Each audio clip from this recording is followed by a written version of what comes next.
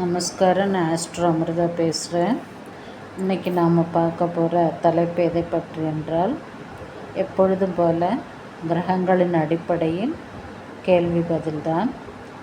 இன்றைய கேள்வி என்ன என்றால், கல்வி தடை நீங்க எந்த வழிபாடு மேற்கொள்ள வேண்டும்? இந்த கல்வி என்றாலே புதன் கிரகத்தை குறிக்கும். புதன் கிரகத்தின் அடிப்படையில் தான் நாம் இந்த கேள்விக்கான பதிலை பார்க்க போகிறோம். அதேபோல் அதாவது கல்வி தடை நீங்க எந்த வழிபாடு மேற்கொள்ள வேண்டும் என்ற கேள்வியில் 2 கிரகங்கள் உண்டு.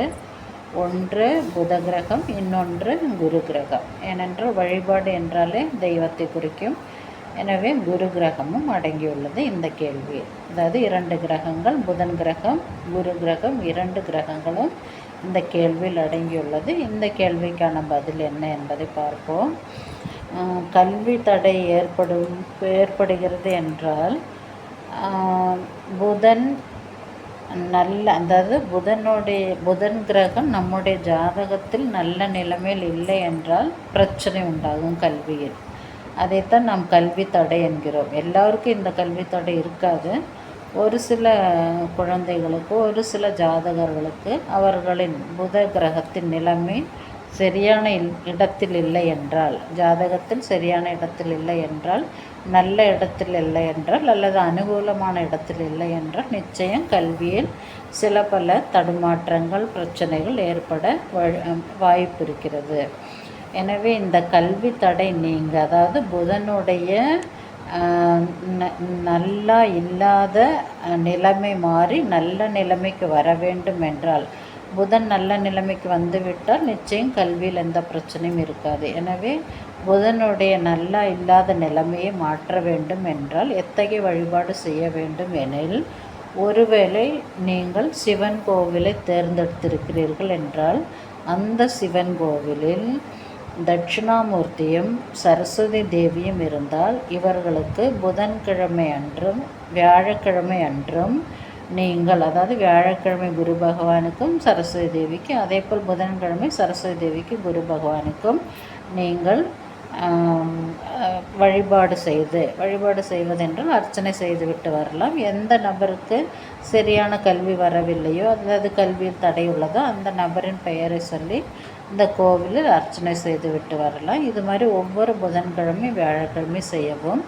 ஒருவேளை நீங்கள் பெருமாள் கோவில், உங்கள் வீட்டின் அருகில் பெருமாள் கோவில் தான் உங்களுக்கு இருக்கிறது என்றால், அந்த பெருமாள் கோவிலில் ஹயக்ரீவரும் சரஸ்வதியும் தேவியும் இருக்கிறார்களா என்று பாருங்கள்.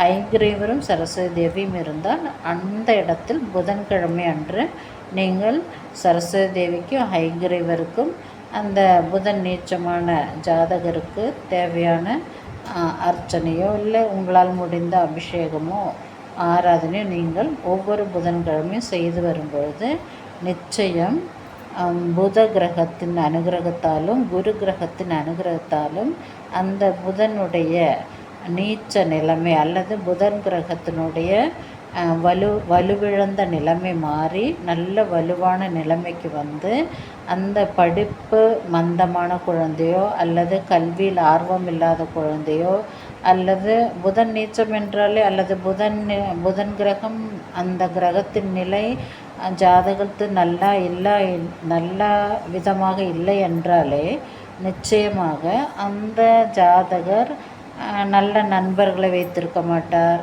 அதே போல் அந்த ஜாதகருக்கு படிப்பில் ஆர்வம் இருக்காது. அதே மாதிரி நகைச்சுவை உணர்வு இருக்காது.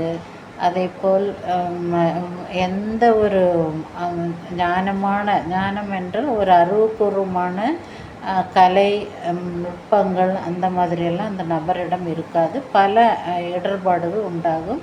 எனவே இந்த மாதிரி வழிபாடு செய்யும்பொழுது நிச்சயம் புதனுடைய தன்மை மாறி, அதாவது நல்லா இல்லாத தன்மை மாறி நல்ல நிலைமைக்கு வந்து அந்த குழந்தை ஒரு புத்திசாலியான குழந்தை, அல்லது அந்த ஜாதகர் ஒரு புத்திசாலியான நபர் என்று மற்றவர்கள் போற்றும்படியான நிலைமைக்கு வரலாம். மேலும் தான் பாதி தெய்வம் பாதி என்பது போல நாம் வழிபாடோடு மட்டும் நின்று விடாமல் நாமும் நன்றாக படிக்க முயற்சி செய்ய வேண்டும். அப்படி படிக்கும் பொழுது கல்வியில் இருக்கும் தடை நீங்கி வெற்றியே முழுமையாக 100% பெறலாம்.